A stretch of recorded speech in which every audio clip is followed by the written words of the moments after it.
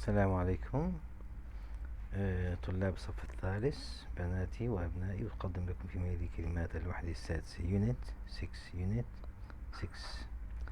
left يسار، right يمين، sign لافتة، straight on في خط مستقيم يعني سيدة، traffic lights إشارات المرور، picnic نزهة، sick مريض، slow بطيء اللي عكسه fast سريع، plane طائرة، airport مطار، bus باص، fast سريع، travel يسافر، flowers زهور، pear لؤلؤة، diver يعني غواص. بعيدهم: left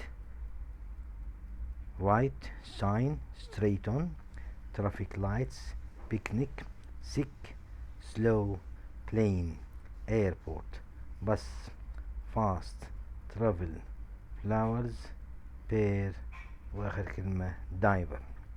العمود الثاني: diving الغوص، grandson حفيد، festival مهرجان، welcome remember past gave winner race palm show delicious feel felt leave left آخر كلمة strong.